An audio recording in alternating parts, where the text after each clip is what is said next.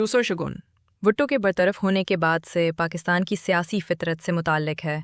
फ़ौजी हुकूमतें और आमराना हुकूमतें आमतौर पर अवामी राय के लिए बेहिस होती हैं, इसीलिए वो अवामी रद्द-ए-अमल को नज़रअंदाज करके अपने टेक्नोक्रेटिक मेयारात को पूरा करने वाले फ़ैसलों पर बढ़ जाती हैं, चाहे वो कितने ही अच्छे या बुरे मकासद के तहत हों। जनरल ज़िया की हुकूमत भी इससे मुस्तस्ना नहीं। चाहे उसने कुछ सियासतदानों को बतौर जूनियर सिविल शराकतदार शामिल कर लिया हो, दरहकीकत जनरल ज़िया की हुकूमत अवामी राय या ज़्यादा दुरुस्त अल्फाज में अवामी जज्बात से खासी दूर होने के ख़तरे से दो चार है, और इसकी एक वजह भुट्टो के अपने कुछ इक़दामात हैं। अपनी हुकूमत के आखिरी सालों में भुट्टो ने अपनी तकब्बुराना रविश और कुछ नाइंसाफ़ियों की बिना पर पाकिस्तान के तकरीबन तमाम शोबों के आला तबके, फ़ौज, ब्यूरोक्रेसी, तालीम याफ्ता पेशावर अफराद और कारोबारी तबके को अपना मुखालिफ बना लिया। ख़ास तौर पर सुप्रीम कोर्ट के एक साबिक चीफ जस्टिस के ख़िलाफ़ उनके इक़दामात ने। ये वही लोग हैं जिनकी तरफ फ़ौजी रहनुमा रुजू करेंगे अगर वो भुट्टो के ख़िलाफ़ अपने तासुबात को वसी तर मुशावरत के ज़रिए परखना चाहें। तासुब नफ़रत से हम आहंग होकर अपनी ही दानाई को तक़वियत देगा। फ़ौजी हुकूमत के फ़ैसला साज हलकों में भुट्टो के ख़िलाफ़ शदीद गुस्सा पाया जाता है, जबकि वो हलके जहां भुट्टो को इज़्ज़त दी जाती है आम तौर पर उनकी समात से बाहर हैं। यही वो गलतफहमी थी जिसकी बिना पर जनरल ज़िया ने 1977 में इंतखाबात का ऐलान किया था, और हो सकता है कि वो अब इसी गलती को दोहराने के ख़तरे में हों। लेकिन जहां भुट्टो को अपने माजी के आमाल की कीमत चुकानी पड़ सकती है, वहीं मुल्क को अवामी गुस्से की भारी कीमत अदा करनी पड़ सकती है। तीसरा शगुन ये है कि सदर ज़िया इस मरहले पर यह यकीनी बनाने की पूरी कोशिश कर रहे हैं कि इसका नुकसान उन्हें ना हो, और भुट्टो सिर्फ किसी एल्बा में नज़रबंद रहकर नेपोलियन की तरह वापसी ना कर सके, बल्कि सज़ाए मौत पाएं। कुछ हमसाया इस्लामी ताकतों को पाकिस्तान के अमन और सदर ज़िया से दोस्ताना दिलचस्पी है, क्योंकि वो इस्लामी रिवायात के नज़रिए को भुट्टो के इश्तराकी नज़रिए, जिसे उन्होंने सिर्फ ज़ुबानी तौर पर अपनाया था, के मुकाबले में पेश कर रहे हैं। उन्होंने सदर ज़िया को मशवरा दिया है कि वो साबिक सदर को फांसी न दें, क्योंकि इससे पाकिस्तान में तशद्दुद भड़क सकता है और उनका अपना मुस्तकबिल ख़तरे में पड़ सकता है। इत्तलात हैं कि उन्होंने भुट्टो को अपने मुमालिक में गैर मुअय्यना मुद्दत तक नज़रबंद रखने की पेशकश की है, लेकिन सदर ज़िया ने ये पेशकशें मुस्तरद कर दी हैं। उन्हें शुबा है कि जो मुल्क भुट्टो को पनाह देगा वो सदर ज़िया के ख़िलाफ़ भी इस्तेमाल हो सकता है। वो चाहे तो भुट्टो को रहा करके सूरत हाल को बिगाड़ सकता है। दूसरा, उन्हें उन ममालिक के जेलों पर भरोसा नहीं जहां तख्त भी महफूज नहीं। अगरचे उन इत्तलात की तस्दीक नहीं हो सकी, लेकिन सफारती ज़राए से इतनी मालूमात ज़रूर मिली हैं कि इनकी बुनियाद मजबूत है। भुट्टो के ख़िलाफ़ चौथा संगीन शगुन ये है कि सदर ज़िया अगर कहीं अवामी राय का ख्याल कर भी रहे हैं, तो वो भुट्टो की दिफाई कोशिशों को दबाने और उनके खिलाफ प्रोपेगंडे को हवा देकर ऐसा कर रहे हैं। हुकूमत की जानिब से जारी किए जाने वाले वाइट पेपर्स को मुल्क और बैरूने मुल्क भरपूर तशहीर दी जा रही है, जबकि भुट्टो को उनका जवाब देने का मौका तक नहीं दिया जा रहा। वो मुकम्मल तौर पर कटे हुए हैं और उनके हामियों को बड़ी तादाद में गिरफ्तार करके अवामी राब्ते से रोक दिया गया है। इस एक तरफा बहाव का बदतरीन नमूना पहला और सबसे ज़ख़ीम वाइट पेपर है, और यही इस तारुफ की भी बुनियादी वजह है जो आप पढ़ रहे हैं और इस किताब की जो आप पढ़ने वाले हैं। जैसे ही भुट्टो ने अपनी सज़ाए मौत के ख़िलाफ़ सुप्रीम कोर्ट में अपील की, पाकिस्तानी हुकूमत ने 1000 से ज़ायद सफ़हात पर मुश्तमिल एक ज़ख़ीम वाइट पेपर शाये किया और उसे बड़े पैमाने पर तशहीर दी।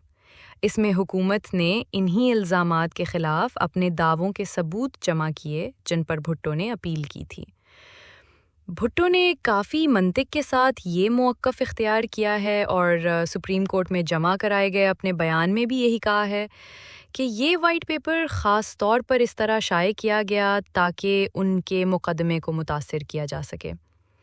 भुट्टो ने यह भी कहा है, और इसके लिए कुछ शवाहिद भी पेश किए हैं, कि इस वाइट पेपर में याह्या बख्तियार को ख़ास तौर पर निशाना बनाया गया है ताकि जुजों की नज़रों में उनकी साख को मजरूह किया जा सके। बख्तियार, जो भुट्टो के दौर में अटॉर्नी जनरल रह चुके थे, सुप्रीम कोर्ट की समाअत में भुट्टो के सरकर्दा वकील थे। बख्तियार की साख में एक दरार پروسیکیوشن کے لیے ٹنوں ثبوتوں کے برابر فائدہ مند ہو سکتی تھی۔ چونکہ پہلا وائٹ پیپر جاری ہونے کے وقت اپیل کی سماعت جاری تھی اور بھٹو ابھی تک عدالت میں موجود تھے، انہوں نے موقع سے فائدہ اٹھاتے ہوئے 300 صفحات کے ایک تفصیلی بیان میں وائٹ پیپر کا رد کیا، اور یہ بیان ان کی اپیل کا ایک اہم دستاویز بن گیا۔ لیکن حکومت نے اسے دبا دیا، اخبارات میں اس کی رپورٹنگ پر پابندی لگا دی گئی، جن چند اخبارات نے اسے شائع کرنے کی کوشش کی ان پر سینسرشپ عائد کر دی گئی، اور حکومت نے اس پریس کو مہر بند کر دیا جہاں یحییٰ بختیار نے اس بیان کی کچھ کاپیاں چھاپنے کی کوشش کی تھی۔ لیکن اس بیان کی ایک کاپی، جس کے بارے میں بھٹو کہتے ہیں کہ یہ گود میں رکھے کاغذ پر لکھا گیا، موت کے کمرے سے چوری چھپے باہر نکال لی گئی۔ اسے یہاں بغیر کسی تبدیلی کے شائع کیا جا رہا ہے، سوائے کچھ اصل حصوں کو مناسب ابواب میں ترتیب دینے اور کچھ واضح تکرار کو حذف کرنے کے۔ اپیل کی سماعت ختم ہونے کے بعد 4 مزید وائٹ پیپر جاری کیے گئے، اور جب جج اپیل پر غور کر رہے تھے تو ان کے سامنے یہ 5 دستاویزات تھیں۔ بھٹو کو صرف ایک وائٹ پیپر کے جواب کا موقع ملا، جبکہ عوامی رائے کے کٹہرے میں انہیں 5 میں سے کسی ایک کا بھی جواب دینے کی اجازت نہیں دی گئی۔ جب پاکستان کے عوام یہ فیصلہ کریں گے کہ اپنے سابق صدر اور وزیر اعظم اور اپنے تاریخ کے واحد منتخب لیڈر کے ساتھ جو کچھ ہوا، اس پر کیا رد عمل دینا چاہیے، تو انہیں بھٹو کے موقف کے بارے میں اس کتاب کے قاری سے بھی کم معلومات ہوں گی۔ یہاں تک کہ عالمی میڈیا نے بھی ان کے بیان کے صرف چند مختصر اقتباسات ہی دیکھے ہیں، جبکہ اس میں انتہائی انکشافی مواد موجود ہے۔ 5واں اور آخری شگون اس وقت پاکستان میں جلوہ گر ہو رہا ہے جبکہ یہ سطور لکھی جا رہی ہیں۔ معتبر ذرائع کے مطابق پاکستان کی سپریم کورٹ کو جنوری کے اختتام تک اپنا فیصلہ سنانے کی توقع تھی۔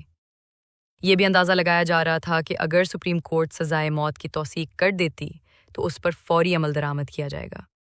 بھٹو کو صرف اتنی مہلت دی جائے گی کہ وہ اگر چاہیں تو رحم کی اپیل کر سکیں۔ ان کی بیٹی نے انکار کر دیا ہے کہ وہ ایسا کریں گے۔ سزا پر فوری عمل درآمد نہ صرف فوجی انداز کے عین مطابق ہوگا، بلکہ موجودہ حالات کی نزاکت اور اسلامی انصاف کی سخت گیری، جسے صدر ضیاء کے دور میں پاکستان خصوصی طور پر اپنا رہا ہے، بھی اس کا تقاضا کرتی ہے۔ جب یہ مقررہ وقت قریب آیا تو بی بی سی نے پاکستان میں ایک بے چینی کی سی خاموشی کی رپورٹ کی، جسے صرف پیپلز پارٹی کے رہنماؤں کی مزید گرفتاریوں، مارشل لا کورٹس میں ان کے خلاف کارروائیوں، مختلف شہروں میں کچھ دھماکوں، فوجی تعیناتیوں اور بھٹو کے سابقہ معاونین کی حکومت سے استعفیٰ دینے کی اطلاعات نے توڑا، لیکن تحریر کے وقت تک فیصلہ نہیں سنایا گیا، حالانکہ سپریم کورٹ نے پہلے کہا تھا کہ جنوری کے آخر تک فیصلہ آ جائے گا۔ کیوں؟ موجودہ قیاس آرائی یہ ہے کہ صدر ضیاء، جنہیں پھانسی کے بعد ہونے والے ہنگاموں کا اندازہ ہے، فروری کے وسط میں پاکستان میں ہونے والی اسلامی وزراء کی کانفرنس کے اختتام تک انتظار کر رہے ہیں۔ لیکن اگر سپریم کورٹ کو فیصلہ ملتوی کرنے کی یہی وجہ ہے تو یہ تاخیر صرف تھوڑے عرصے کے لیے ہو سکتی ہے۔ بھٹو پر مسلط دیگر فوری معاملات کے علاوہ صدر ضیاء کا اپنا مستقبل بھی داؤ پر لگا ہوا ہے۔ انہیں فروری کے آخر میں فوج سے ریٹائر ہونا ہے اور وہ اپنے مستقبل کو صرف اسی صورت میں سنوار سکتے ہیں جس طرح وہ بھٹو کا مستقبل سنوارتے ہیں۔ ہو سکتا ہے کہ وہ یہ فیصلہ دوسروں پر چھوڑنا نہ چاہیں، یا دوسرے بھی یہ ذمہ داری اپنے سر لینے کو تیار نہ ہوں۔ اس قیاس آرائی کی تصدیق بھٹو کے اپنے خدشات سے ہوتی ہے، جو انہوں نے اپنے بیان میں ظاہر کیے تھے، جسے حکومت نے دبا دیا۔ حکومت کی اپنے خلاف تشہیری مہم کا ذکر کرتے ہوئے وہ کہتے ہیں، مقصد یہ ہے کہ میرے خلاف رائے عامہ کو زہر آلود کیا جائے تاکہ ادنا ترین کلرک سے لے کر عظیم ترین عدالت تک سب ایک ہی نتیجے پر پہنچے۔ یہ حملہ بتدریج 5 جولائی 1977 سے 28 اگست 1978 تک شدت اختیار کرتا رہا، لیکن تشہیر کا عروج اس وقت ہوگا جب میری اپیل پر فیصلہ آنے والا ہوگا۔ جب بھٹو نے یہ الفاظ لکھے تھے، صرف 2 وائٹ پیپر جاری ہوئے تھے، دوسرا 28 اگست کو۔ اس کے بعد مزید 4 تیزی سے شائع کیے گئے، چوتھے کو آخری قرار دیا گیا، کم از کم اب کے لیے۔ عروج آ چکا ہے، فیصلہ شاید اب دور نہیں۔ بھٹو کیسے گرے؟ بھٹو کے بیان کا ابتدائی حصہ زیادہ تر اس خاص الزام کے جواب پر مشتمل ہے کہ انہوں نے مارچ 1977 کے عام انتخابات میں دھاندلی کی تھی اور اس مقصد کے لیے سندھ کے ان کے آبائی شہر لاڑکانہ میں ایک تفصیلی منصوبہ بنایا تھا جسے استغاثہ لاڑکانہ پلان کہتا ہے۔ اس الزام کی کئی تفصیلات اور بھٹو کا فوج کے خلاف یہ جوابی دعویٰ کہ اس نے انتخابات میں مداخلت کی اور بعض اوقات اہم حزب اختلاف PNA کے لیے فعال طور پر کام کیا، پاکستان کے قاری کو بیرونی دنیا کے قاری سے زیادہ سمجھ آئیں گی۔ انہیں سمجھنے کے لیے پاکستان کی گھریلو سیاست کی پیچیدگیوں کا گہرا علم درکار ہے، لیکن دور سے دیکھنے پر بھی یہ بیان ان سب کے لیے ایک واضح انطباق ہے جو اسے سمجھنا چاہیں کہ جب حکومت کی طاقت بہت کم ہاتھوں میں مرتکز ہو جائے اور جب فوج یہ بھول جائے کہ ملک کی سیاست چلانا اس کا کام نہیں، تو سیاسی، جمہوری اور انتخابی عمل کا کیا حشر ہوتا ہے۔ لیکن اس دستاویز کی اصل اہمیت ان مخصوص الزامات اور جوابی الزامات سے کہیں بڑھ کر ہے، اور یہ اہمیت اس سے بے نیاز ہوگی کہ بھٹو زندہ رہیں یا نہ رہیں، یا انہوں نے انتخابات میں دھاندلی کی تھی یا نہیں۔ یہ اہمیت موت کے کمرے سے ایک عبقری ذہن کے اظہار میں پوشیدہ ہے، وہ ذہن جو جناح کے بعد پاکستان کا سب سے بڑا سیاسی دماغ تھا اور جنوبی ایشیا کے چند نمایاں ترین مفکروں میں سے ایک۔ جیسا کہ ایسے جذباتی اظہارات میں ہوتا ہے، بھٹو کا بیان کہیں بکھرا ہوا، کہیں جذباتی اور کہیں بار بار دہرایا گیا ہے۔ کچھ مقامات پر وہ اپنا موقف حد سے زیادہ بڑھا دیتے ہیں، کہیں اسے بہت سادہ بنا دیتے ہیں، اور بعض اوقات ان کا اندازہ مسیحا کمپلیکس سے دھندلا جاتا ہے، یعنی ان کا یہ پرجوش یقین کہ وہی اور صرف وہی پاکستان کو نجات دلانے اور عوام کو ظالموں سے آزاد کرانے کے لیے پیدا ہوئے ہیں۔ لیکن آخرکار جو چیز سامنے آتی ہے وہ ایک شاندار سیاسی دستاویز ہے، شاید پاکستان کی حالت زار پر سب سے گہری اور معلوماتی تشخیص۔